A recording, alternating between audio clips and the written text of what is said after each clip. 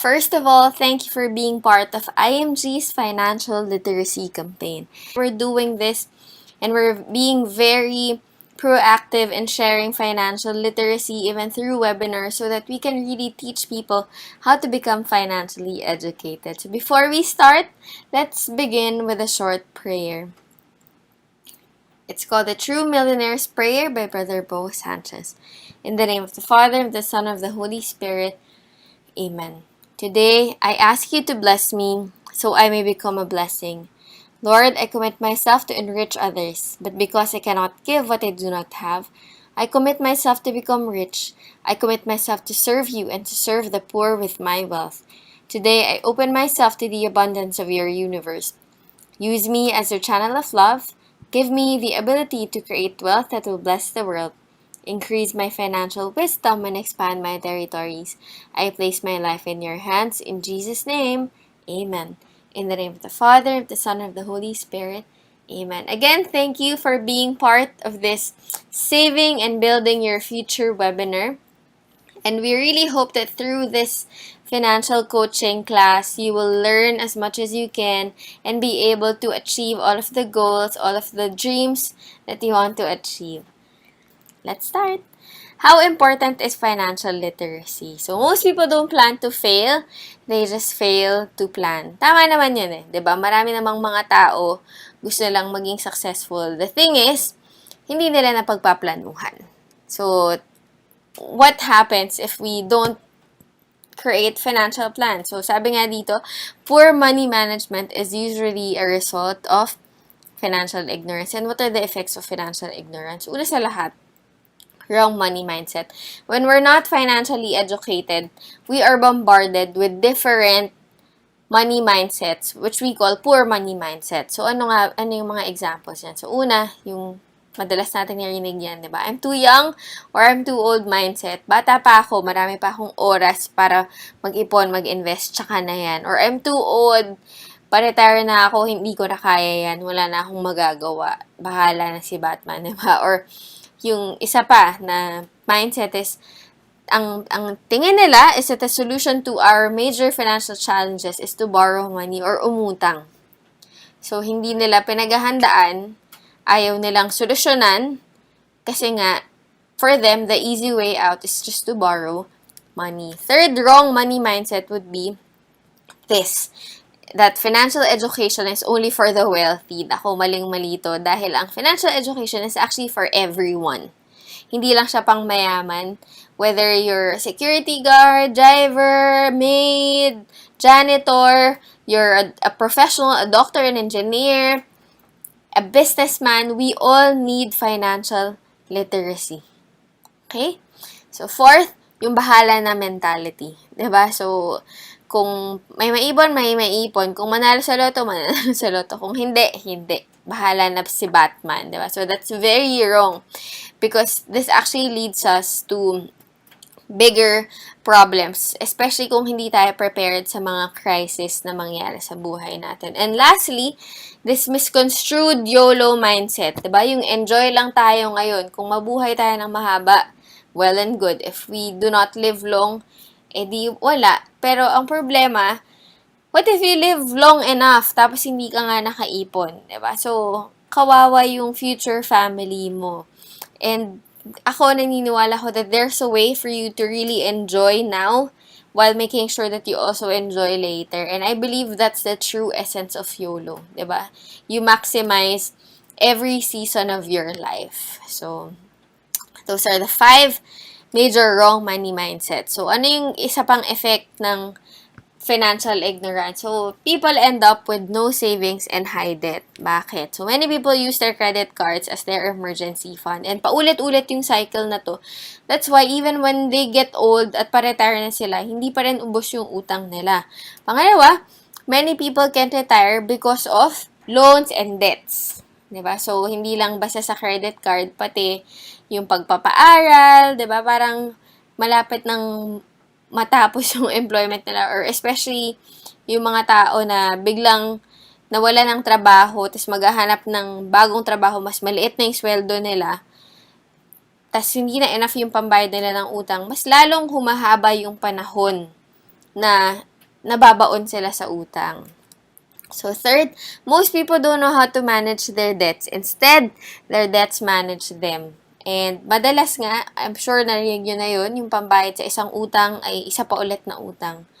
So, imbes na investments ang naiipon, loans at utang ang naiipon kasi nga yung cycle, paikot-ikot lang.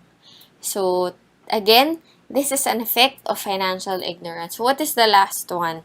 Saving the wrong way. Akalain nyo, diba? There's a wrong way pala of saving. So, what do we mean by this? So, did you know that a lot of people, majority actually ng mga Pilipinos, ng mga Pilipino na nagtatrabaho, pagdating ng retirement, wala silang ipon. Kasi nga, ang pinaglalagyan nila madalas ng pera nila, yung mga bagay na hindi naman na nila kayang ma-liquidate by the time they retire. So, anong example? Diba? Bahay, kotse, lupa, gadgets, at kung ano-ano pang mga liabilities na hindi mo naman pwedeng gamitin para mapakain ka in the long run. So, what am I trying to say?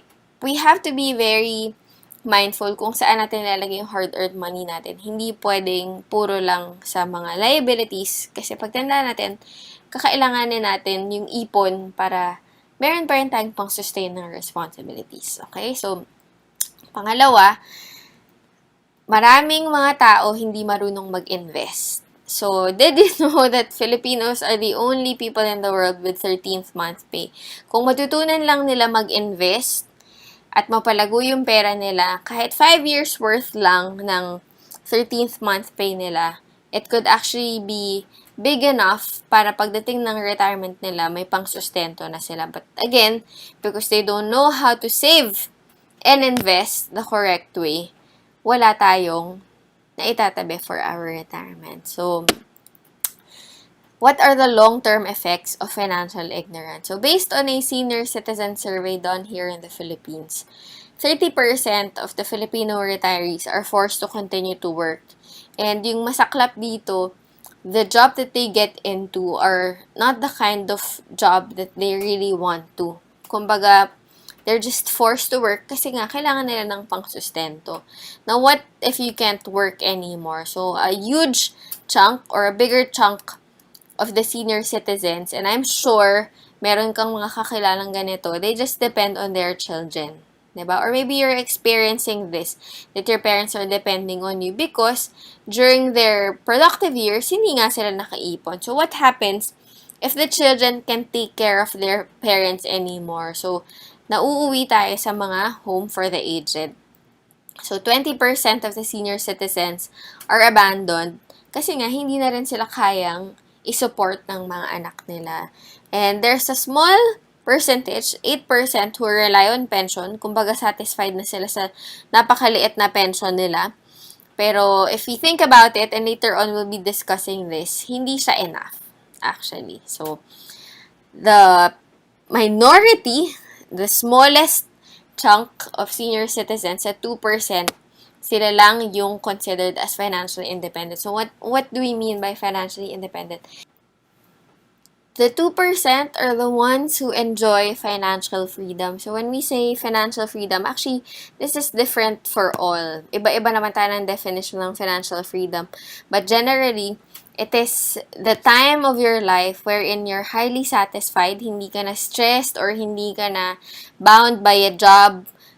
Or if you are in a job, you don't see it as a job anymore. Kumbaga, nag-e-enjoy ka na lang because you don't have to rely on the income that you will be getting or wala ka ng mga responsibilidad na iniisip or mga bayarin na nakapatong sa ulo mo.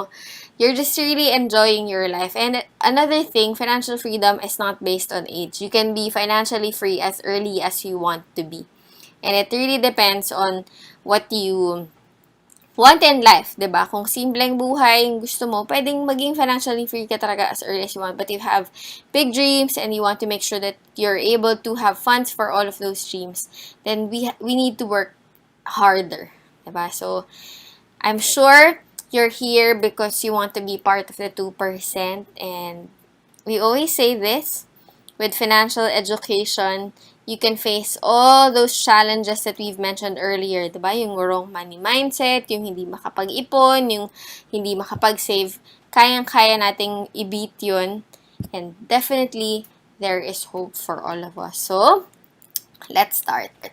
So, the secrets to saving and building your future. So, we will be having 2 parts. Yung first part will be all about the concepts. So, mga mostly financial literacy concepts. And then the second part will be all about the application. So, hindi naman pwedeng turuan lang namin kayo, pero ang goal talaga namin is also to guide you how to apply or how to execute the concepts that we'll be sharing with you today. So, let's start with the 4 basic financial planning concepts. So, the first concept I'll be sharing with you is what we call the X-curve concept. So, the X-curve concept involves 2 curves, and it looks like an X. So, the first curve is what we call the wealth curve, and the second curve is what we call the responsibility curve. And the X-curve tells us that while we are young, this is our reality. Wala tayong masyadong savings, at mataas na agad ang responsibilidad natin. But our goal, or what we should aspire for, is that as we get old, napapataas natin yung ating wealth curve, so we have high savings, and we reduce our responsibilities, or we have low responsibility. So, first, pag-usapan natin, ano ba yung mga responsibilidad natin while we are young? Bakit nga ba hindi tayo makaipon? Diba? So, yan yung mga basic needs. Food, shelter, clothing, education, health, debts, loans, mortgages. So, lahat ng yan, it takes up most of the money that we earn. Kasi nga, yan yung mga major responsibilities natin as of the moment. And what is the kind of income that we earn to sustain those responsibilities? We call it active income. Kumbaga, sa phase na to, na bata ka pa, productive ka, the income that you're getting is what we call active income, or you work hard for the money so that you can sustain all your responsibilities. Now, the thing is, lahat tayo tumatanda. Lahat tayo aabot sa point na kailangan nating mag-retire. So, ang goal natin, to turn active income to passive income, wherein money already works for you. Kahit hindi ka na nagtatrabaho, perang pumapasok pa rin sa'yo. That's what we call passive income. So, why do we need passive income? Because when we get old, we still need to eat. Kailangan pa rin natin magbayad ng bills. Kailangan natin ng damit, diba? And one of our biggest responsibility by the time we get old is our health. And if we're not prepared for it, yan na. Kaya tayo nagiging part ng mga taong umaasa sa anak, pipilitin pa rin magtrabaho. Kasi nga, may mga responsibilidad tayong kailangan bayaran. So if we have passive income, definitely we can sustain all these responsibilities. So this is life, diba? But in the middle, in the word life, there's the word if. Bakit may if? Kasi meron tayong 2 ifs na kailangan i-address. So, what are those 2 ifs? So, una, puntahan natin yung first if. What if you die too soon, diba? If you die too soon, meaning, marami ka pang responsibilidad na sinusustain, and may mga nakaasa pa sa'yo, may pamilya ka na binubuhay. So, let's put figures. What if you pay for food, 300,000 per year, shelter, ganun din. So, to sum it all up, ang total responsibilities mo is 3.5 million. And what if you die too soon? What if something happens to you and your family is left with all these responsibilities? Hindi naman matitigil yan di ba? So, how do we protect them? Diyan pumapasok yung importance of life insurance. So, you get life insurance not just for yourself, but primarily for your family so that they will be protected in case something happens to you. Importante yun. But the problem is, a lot of people nowadays, they get life insurance at ang una nilang tanong, magkano yan pagtanda ako? So, hindi yun ang primary purpose. Dapat ang una mong tanong, magkano yung makukuha ng pamilya ko if something happens to me? So, you get life insurance so that your family is not left with nothing. Clear? So, what is the second if? What if you live too long? So, this is a good problem, di ba? Pag humaba ang buhay natin, so how do you prepare for it? So, dyan lumalabas yung importance of having investments and protection for yourself and, of course, for your family. Bakit? Because, as I've mentioned earlier, you need money to sustain your responsibilities. Okay, so in summary, this is how we should prepare for the 2 ifs of our lives. So, if you die too soon, what do you need? You need life insurance. And if you live too long, you need investments and long-term care. So, later on, we'll be discussing this some more.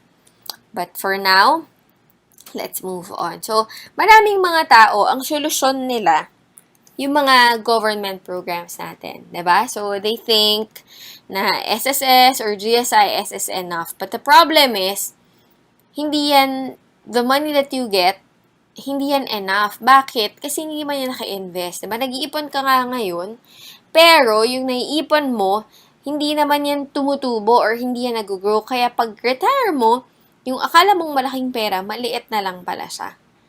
Diba? So, actually, ngayon, I know some people, ang pension nila from SSS, GSIS, 10,000 per month. 'Di ba? Mabubuhay ka ba nun? So, good luck. So, ang point ko lang, it's not enough. 'Di ba? Or like yan, pag-ibig, 'di ba? Yung housing programs for employees. Makakabili ka ng house, pero napakatagal bago mo matapos bayaran. And it's mostly for low-cost housing only. And ito, di ba, yung sabi natin kanina, we need long-term protection.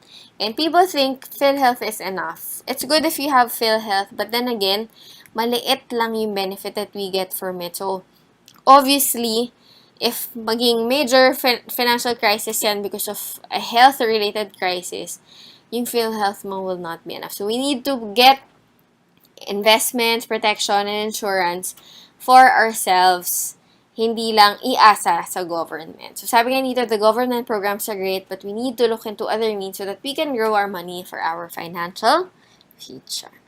Okay, so that's the X-curve concept. Now, let's go to the next concept, which we call the solid financial foundation. First, let's talk about what is your situation right now. Nandun ba tayo sa left or sa right?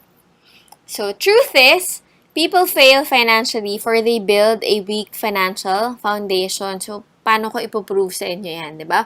Pag nagkasakit, hindi ka protected, or breadwinner namatay, hindi din properly insured, ang ending ng family, utang.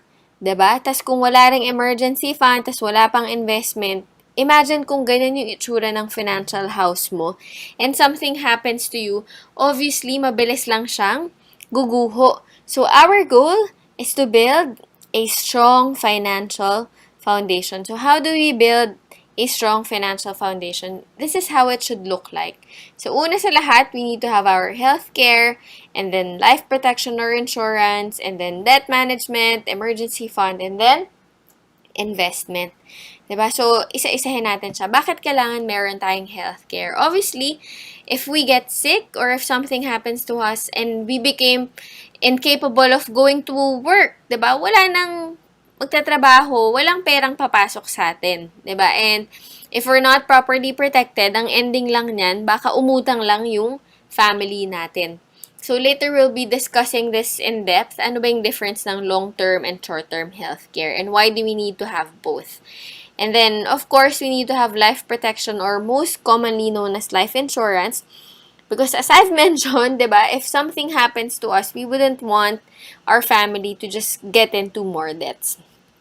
And obviously, we need to manage our debts. Dapat ma-eliminate natin yan, especially yung mga parang anay na kumakain ng pera natin. And then we create our emergency fund. Tapos tsaka tayo pupunta sa kung ano-ano pang mga investment. So, the primary investment that you have to get into first and foremost is the investment you have to get for yourself, for your health, and your life. Kasi, diba, ikaw ang pinaka-importanteng asset among everything else. So, that is our solid financial foundation. So, sabi ni Rex Mendoza, you don't have the right to invest unless you are properly protected. So, we are already done with the X-curve concept and the solid financial foundation. Now, let's go to the rule of 72.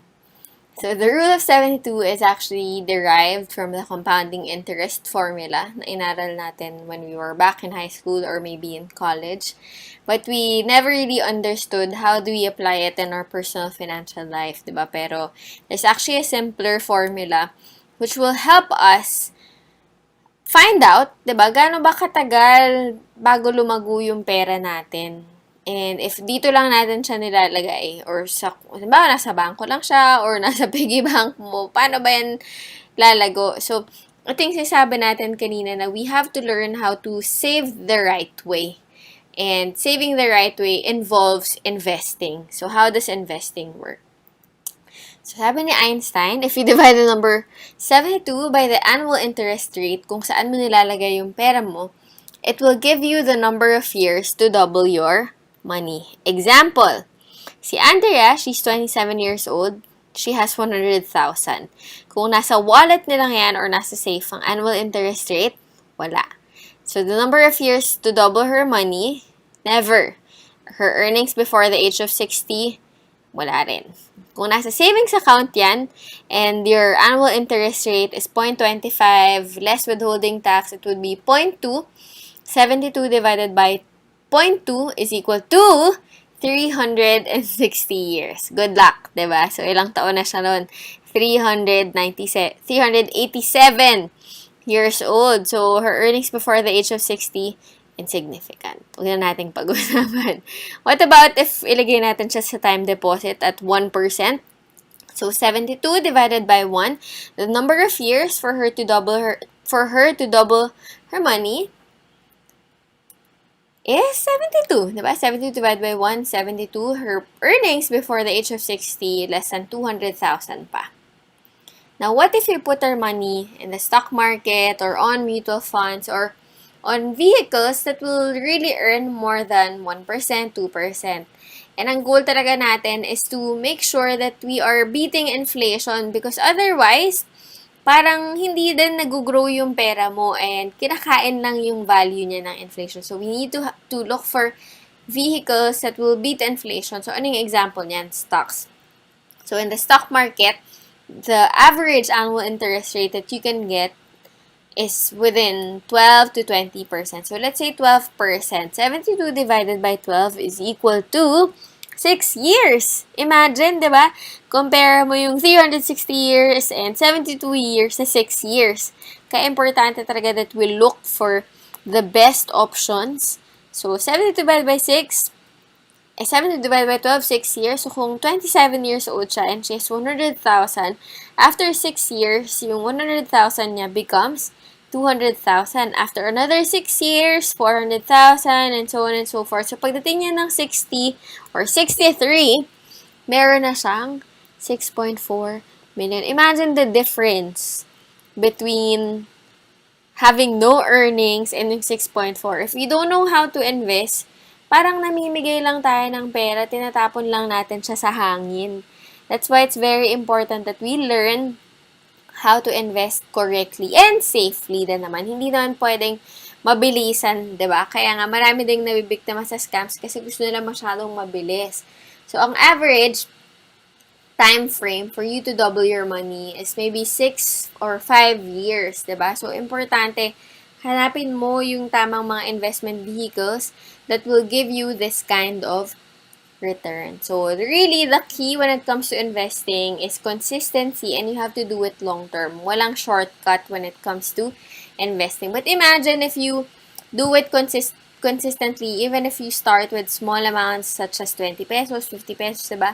Per day, in 20 to 30 years time, you can still become a multi-millionaire. Imagine. So, it's really for all. Investing is really for all.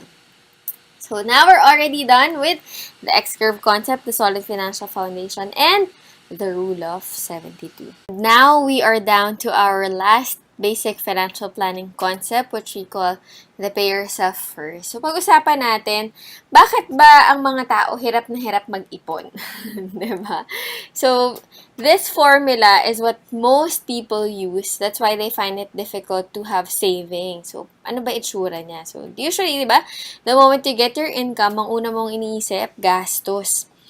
And minsan, mas malaki pa yung gastos mo kaysa sa income mo. That's why, kahit sinasabi mong may matitira at yung matitira itatabi mo, reality is, there's nothing left, negative pa. So, may utang pa. Diba? Because this is the kind of formula that we use. And it's a cycle eh, 'di ba? Ang paggastos, kung hindi mo kayang i-control, kahit lumaki pa yung kinikita mo, hindi bababa yung ginagastos mo kasi nga you have that bad habit of spending. But the wealthy people's formula is different. Sabi nga ni Warren Buffett, do not save what is left after spending. Spend what is left after saving. Magtabi ka muna before you spend. So, how does it look like? Tawag dyan, pay yourself formula. Or, the moment you get your income, ang una mong iniisip, yung investments mo for your future self, and whatever is left, you use for your expenses. But we actually have a better formula. We call it the abundance formula. So, income muna, and then tithes and investments, and whatever is left, you use for your expenses. So, it's very important that we practice tithing kasi it's a way of telling ourselves that we are grateful. And when you're grateful, mas lalo kang bine-bless. And importante din na unahin mo yung 20% na tinatabi mo for your future self. Otherwise, walang maiipon, tatanda ka nang walang pera. And actually, ito yung sasabi ko kanina na YOLO talaga na totoo, 'di ba? At least, nag-enjoy pa rin yung present self mo with your 70%, but at the same time, you're making sure that you're setting aside 20% for your future self.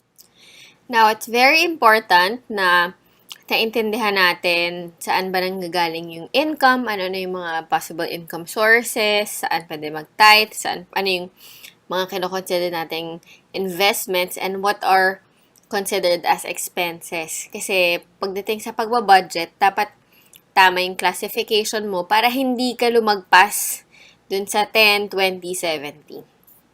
Okay, so let's talk about that.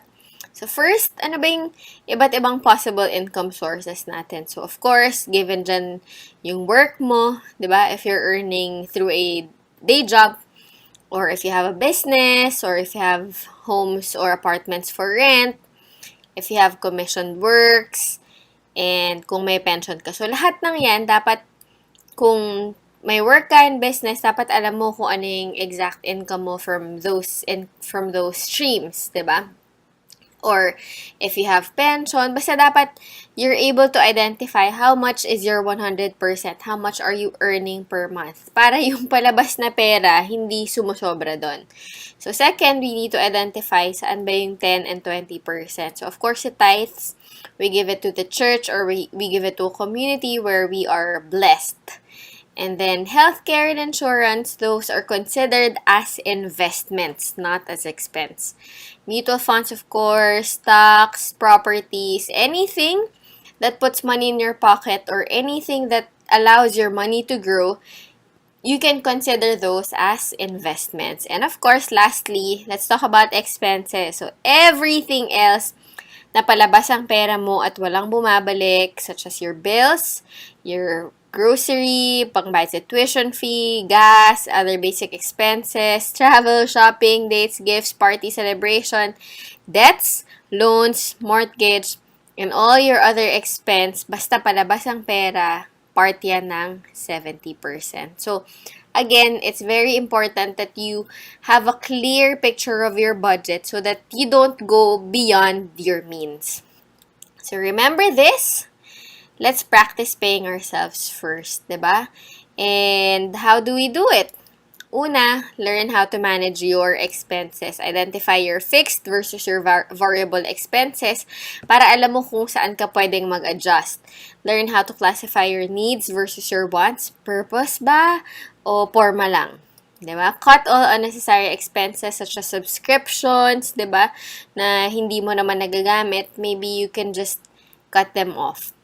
Practice delayed gratification. So, this is very important. Kung hindi pa natin afford, wag tayong basta-bastang mag-give in sa mga 0% interest or no down payment. Mas maganda, if you buy something, talagang kaya natin siyang mabili in cash, diba? Hindi through utang.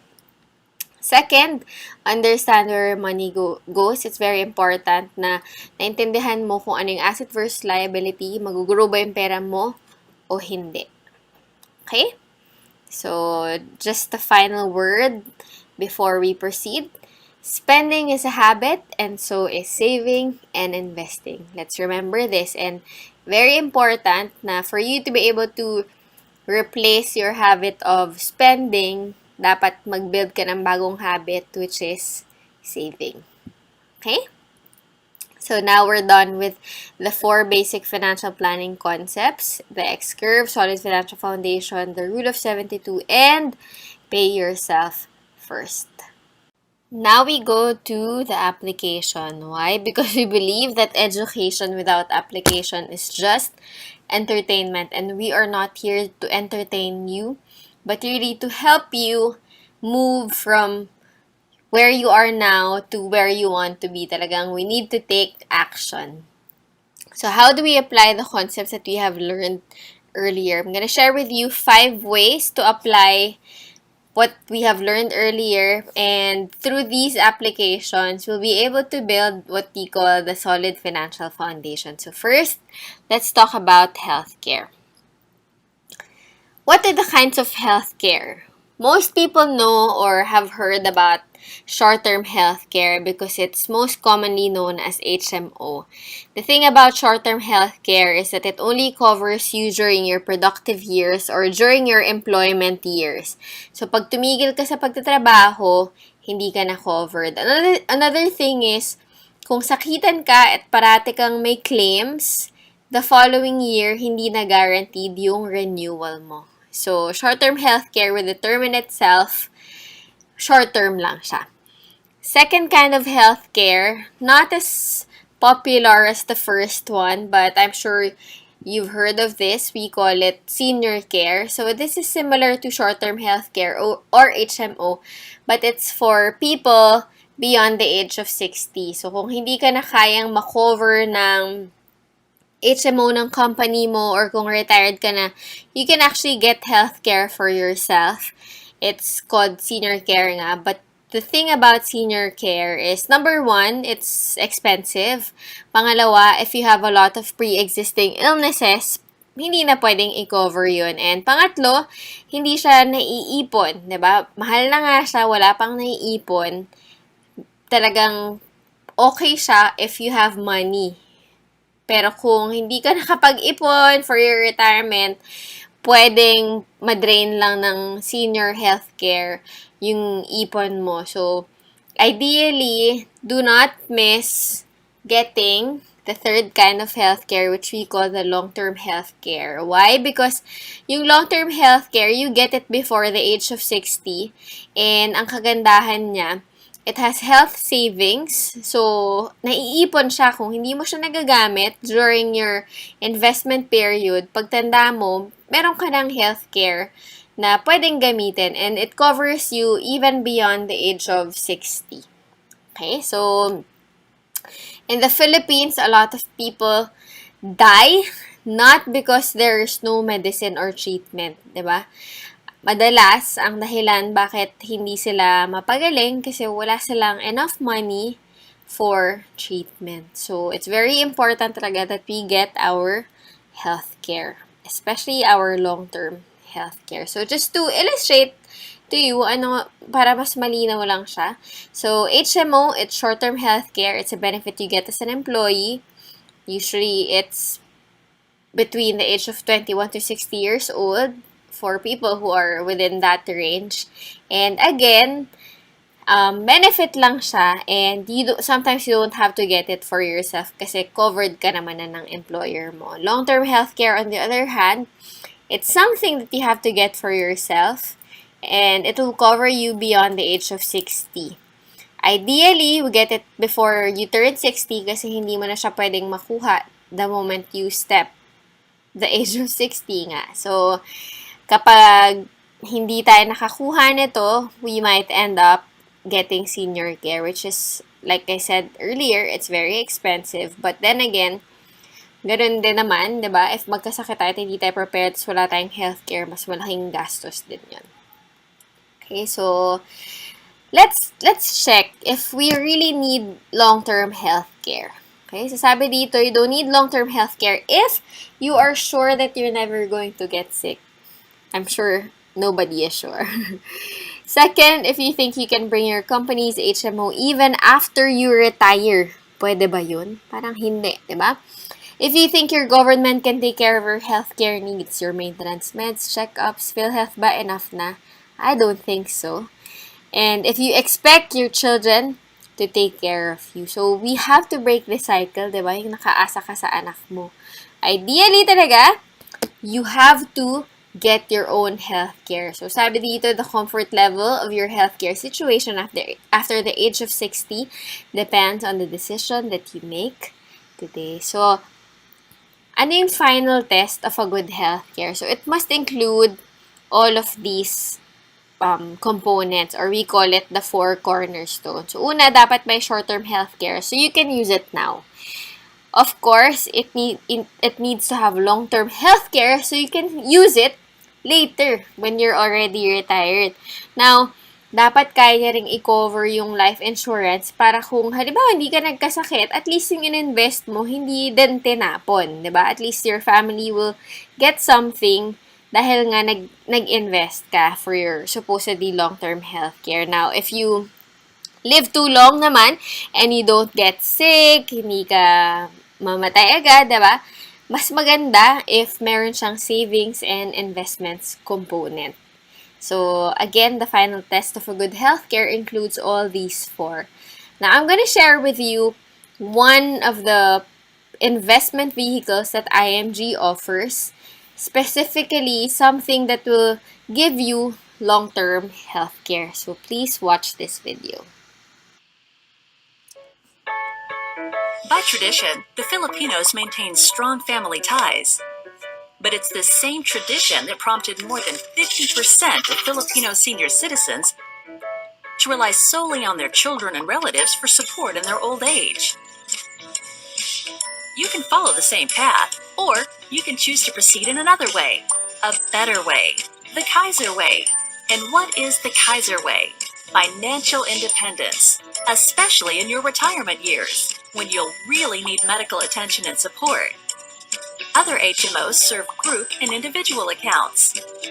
Kaiser International Health Group focuses on your long-term health needs. How? Kaiser uniquely provides for a second layer of HMO coverage, which gives members the option to utilize it or not.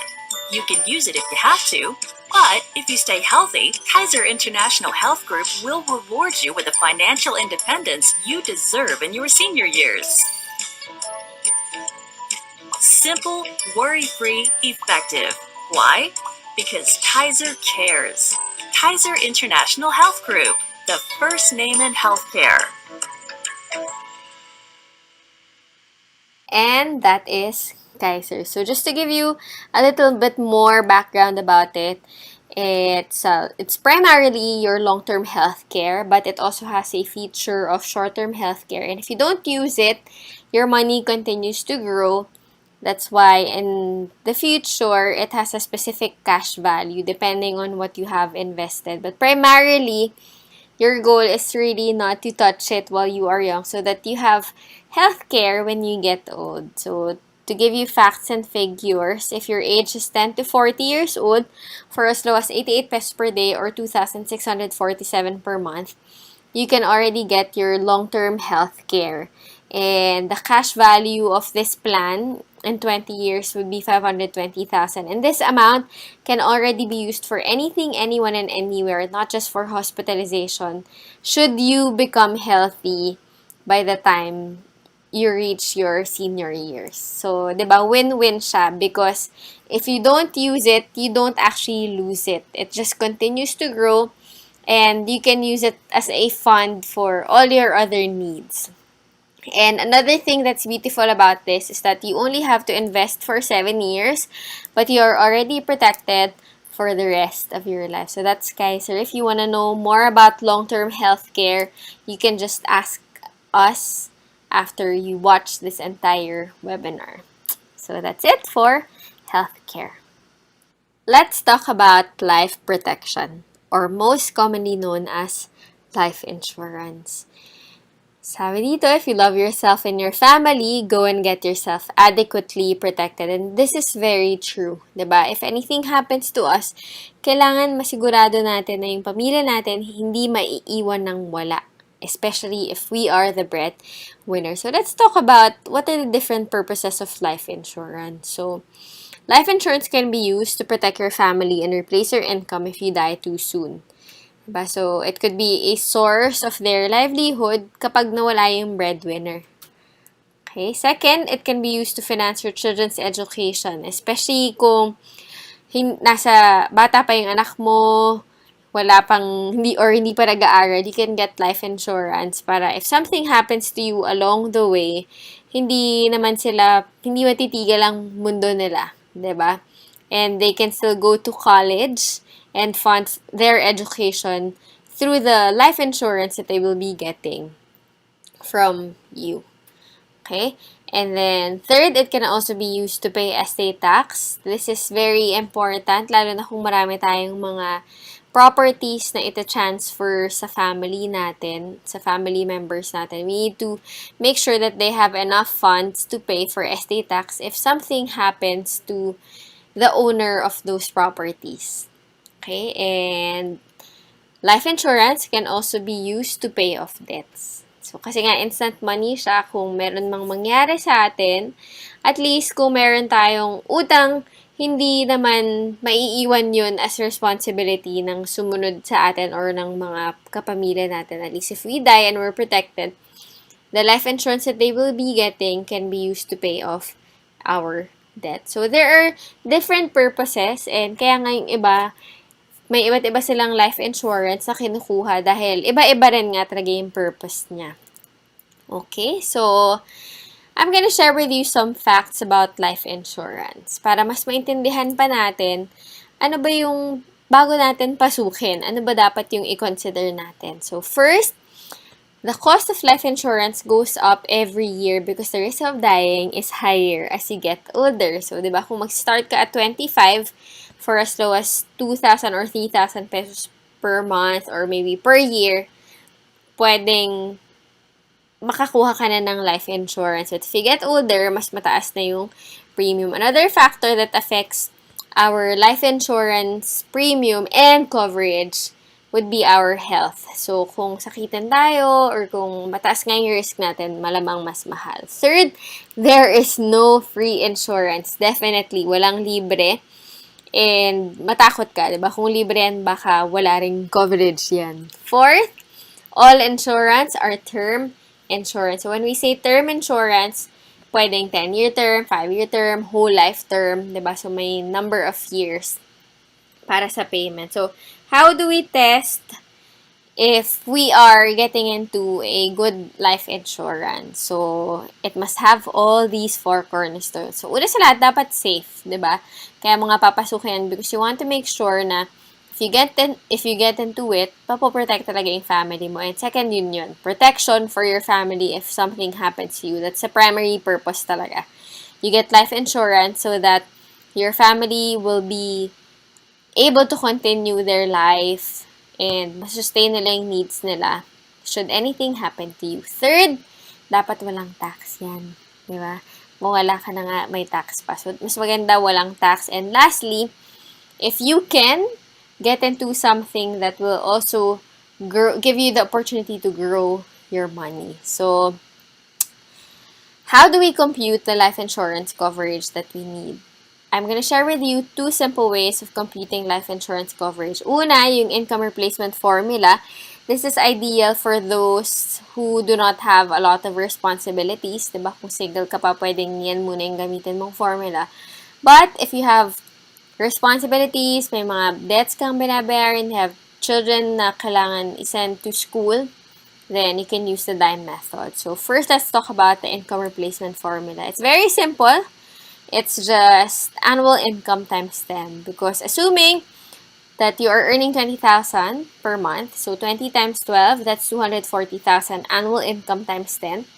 The income replacement that you need is 2.4 million. So if you have 2.4 million as life insurance, pag nawala ka, ang kailangan lang gawin ng family mo is to make sure that they invest it on a vehicle or on an investment vehicle that earns at least 10% annually. Kahit hindi na nagtatrabaho yung breadwinner kasi nga namatay siya, diba? They will still be getting 240,000 per year from the 10% interest ng investment. So, 240K is the annual income divided by 12.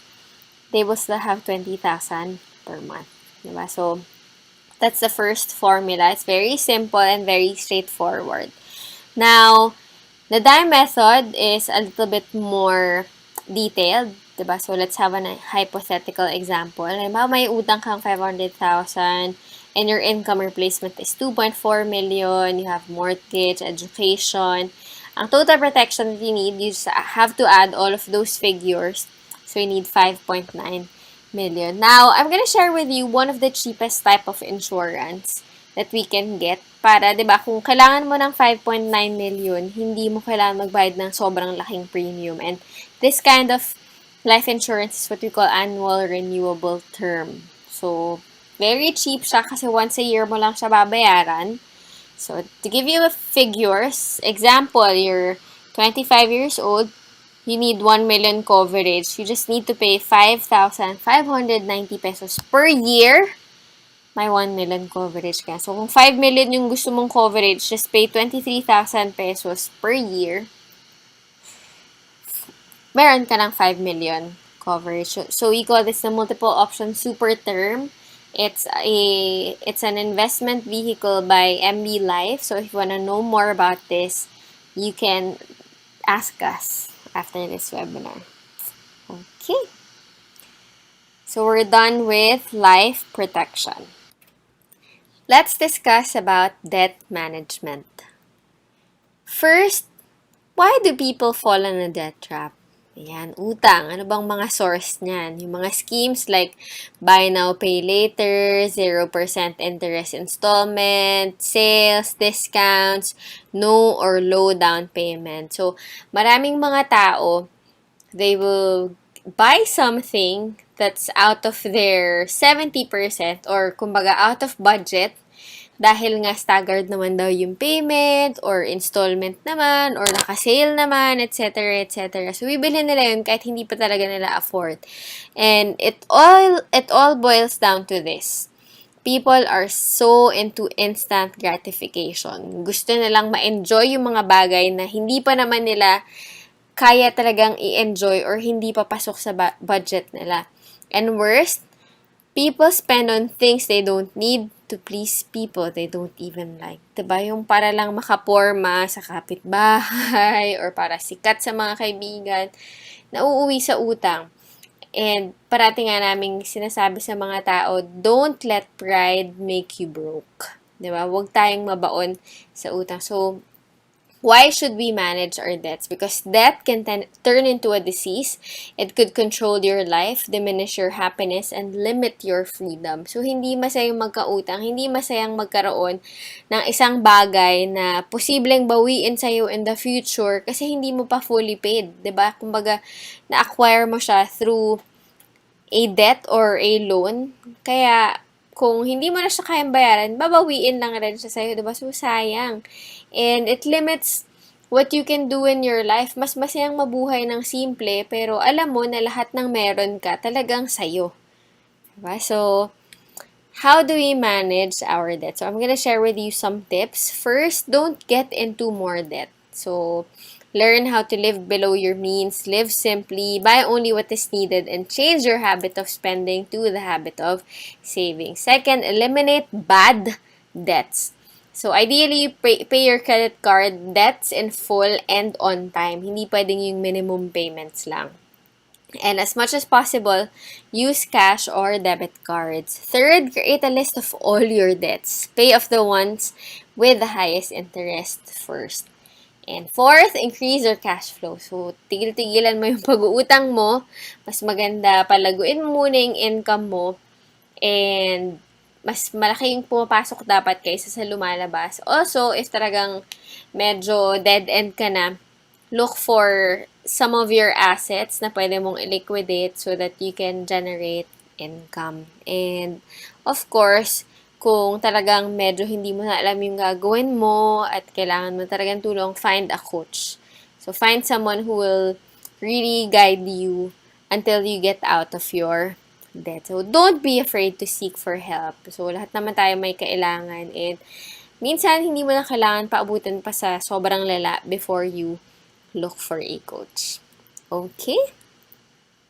So we are done with healthcare, life protection, and debt management. This time, let's talk about building emergency funds. What are the emergency scenarios that we have to prepare for? Example, major car repairs, major home repairs, loss of job, emergency hospitalization, major appliance repairs, calamity. So, example yung major car repairs. Isang pagpapagawa lang ng sasakyan, let's say magpapapalit ka ng baterya, it could cost you 3,000 or 4,000 to 8,000 or maybe 10,000 pesos. So, kung wala tayong nakatabi na 4,000 to 10,000 pesos, anong mangyayari sa atin? Diba? So, mauwi tayo sa utang or kung may major home repairs, diba, magpapapalit ka ng bubong na butas or merong cabinet na nasira, how much will that cost? So, again, kung wala tayong naitatabi for those expenses, we will end up borrowing money. And isa sa pinakamalaking bagay na pwede nating paggamitan ng emergency fund natin is if mawalan tayo ng trabaho. Diba? If we are in between jobs, dapat meron tayong enough ipon na liquid na pwede nating gumagamit for our day-to-day expenses. So, these are some of the examples that we need to prepare for. And siguro emphasis lang din sa calamity, especially here in the Philippines. Diba? Hindi naman natin makokontrol yung kung kailan tayo tatamaan ng calamity. So, ang importante, we prepare for it. So, we call it an emergency, kasi nga, walang makakapag-predict kung kailan siya mangyayari. But, then again, we need to be prepared for it anyway. Okay, so ideally, you set aside at least 3 to 6 months of your total expenses or pwede ding total income. Depende sa'yo kung saan ka mas comfortable. Basta ang importante, kaya niyang makover yung mga biglaang needs mo. So, para hindi ka rin mauwi sa paggamit ng credit card or sa pangungutang sa ibang tao. So, by doing this, you'll be freeing yourself from financial stress. So, you can start with at least 1,000 pesos per month for your emergency fund. Or pwede din, tip ko, mag-challenge kayo. Let's say 50 pesos challenge or 100 peso challenge. Diba? Kahit pa konti-konti magtabi kayo for your emergencies. So, just to end this topic, it's better to be prepared than to be caught off guard. Diba? Para hindi tayo nauuwi sa mas maraming utang. So, we're done with healthcare, life protection, debt management, and emergency funds. Let's talk about investments. Do you want to grow your wealth? Well, the best way you can do it is through investments. And what we're going to talk about today is investment sa mga paper assets or sa stock market. So, how does the stock market work? I'm going to give you a very simple example. And one of my favorite example to give is Jollibee. So, si Jollibee started offering to the public in 1997. So, at 27 pesos per share, pwede ka nang makabili ng share ng stock ng Jollibee. Now, in 2017, actually even in 2018, it had its all-time high. So, I think umabot na yan 290 pesos plus. So, paano ba nag-work? Paano kumikita sa stock market? Assuming, if a person invested 100,000 in Jollibee back in 1997, the total value of her money by 2017 becomes, so kung 1997, 27 pesos per share siya. So, at 100,000 pesos, nakabili na siya ng 3,703 shares. Ngayon, kung yung 3,000 plus shares na yun, ibebenta mo at 250 pesos, magkano na yung pera, diba? So, 3,703 shares times 250 pesos, that's equivalent to 925,750. So, ang total na kinita, less the capital, is 825,750. So, anong ginawa nung person? Diba? Nag-invest lang siya kay Jollibee at hinayaan niya na yung Jollibee Corporation lumago through time. Now, if you notice, this isn't an overnight thing. It took 20 years to make money work for him, diba? So, talagang when it comes to investing, you need to take time. Hindi pwedeng instant. Now, how do we become shareholders of these big corporations? So we can do it through the stock market, and there are two ways to invest in the stock market. So the two ways are direct and indirect. Diba? Very easy to remember. So for direct, yan yung we can do it through the stocks.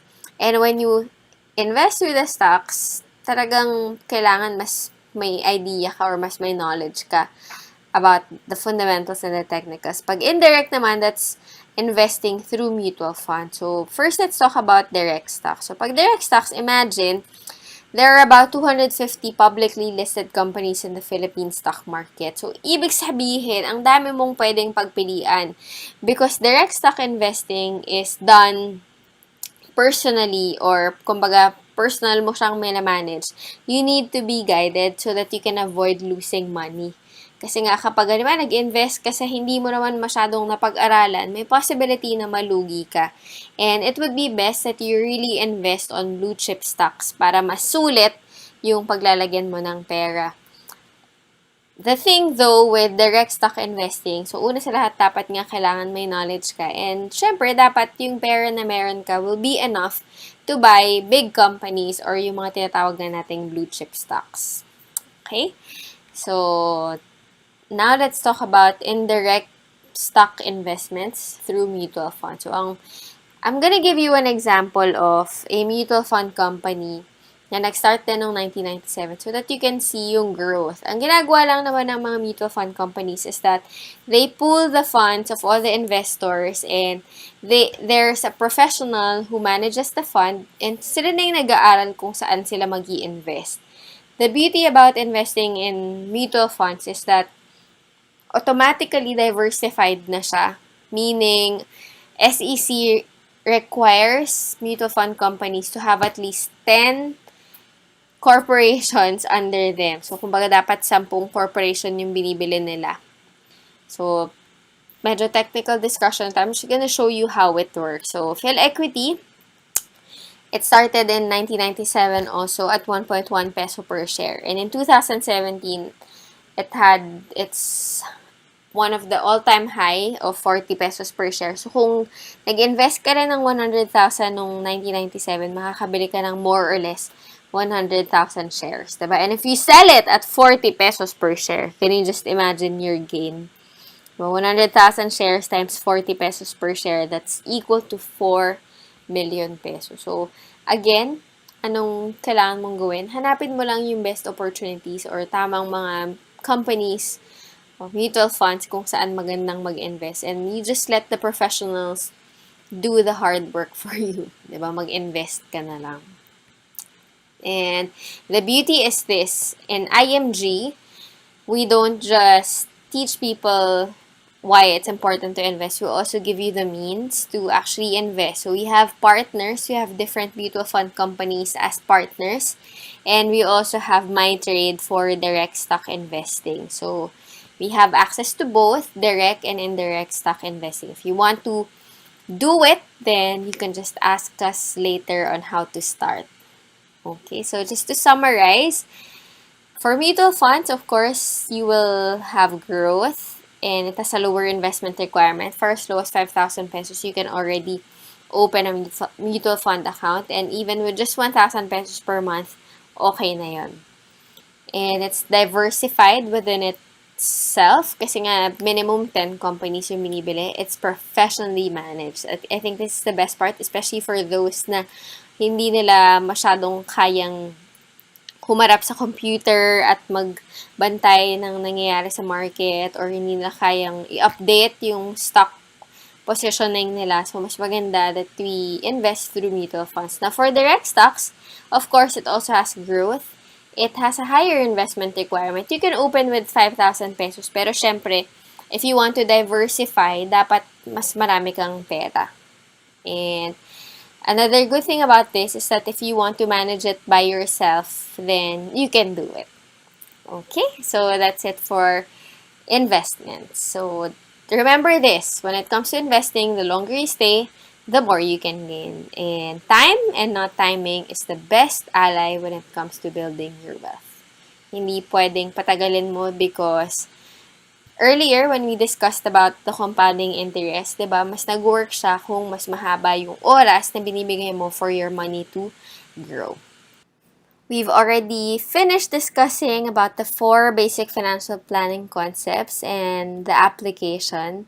So now let's talk about IMG and how we can take you further. So, IMG is really committed to educate you and to give you the means to execute what you have learned. So, I'm inviting you to become part of this community and grab the opportunity to get educated on all aspects of personal finance. We offer financial literacy workshops, we give free books and workbooks so that you can have continuous learning. And naniniwala ako hindi naman makukuha sa isang upuan yung pag-aaral about financial independence and about financial literacy, diba? So, continuously learn and receive trainings through IMG. So, super sulit. Second, get access to all of the different investments and investment vehicles and services that we offer. And by doing this through IMG, you can save and get discounts if you invest for yourself and your family. And third, I encourage you to start sharing this and, pwede mo tong maging additional income stream if you want to increase your cash flow.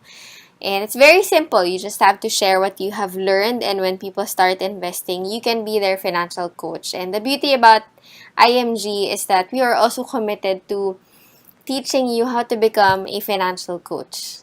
Para mas marami ka pang matulungan, mas marami pa tayong ma-reach out, and talagang ma-achieve natin yung mission to educate 1 million Filipino families by 2020. So, what's your next action step? So, simply follow these 4 steps. Step 1, after this webinar, we are going to encourage you to start doing your financial blueprint. So, make sure that you talk or email or send a personal message to the person who invited you to watch this webinar. And create a plan para mas ma-apply mo talaga sa personal financial life mo yung mga concepts na natutunan mo today. Second, if you're serious and you want to succeed in your pursuit towards financial independence, be part of IMG. So, for as low as 4,500, you can already take advantage of the different membership benefits, particularly yung pag-aaral nga about financial literacy and yung application nun. You can get discounts and you can also start doing this for your family as well. Third, attend our workshops and classes in the financial centers that we have across the Philippines para talagang tuloy-tuloy lang yung pag-aaral. And the fourth step, I will leave that up to you. Sa dami ng mga natutunan mo today, make sure that you do one small thing aside from this 3 steps that I gave you. So, that could be list down mo lahat ng expenses mo, simulan mo i-identify ano ba yung mga income sources mo, magbawas ka ng gastos, magbayad ka ng utang. So, it's up to you, diba? Or perhaps you wanna start tithing, you wanna start setting aside maybe 20% of your income, or kung gusto mo, you can start with 2%, diba? And smaller increments. Basta make sure that you act on something already. And little by little, with your small acts, you can really achieve your financial freedom. So just to end, let me share this beautiful and powerful quote to you. So, the kind of life that you live tomorrow depends on the choices that you make today. So, make sure that you do something that your future self will thank you for. So, if you want to learn more about IMG and you want to discuss your financial blueprint and other things, don't forget to click the button and follow the link below. Thank you.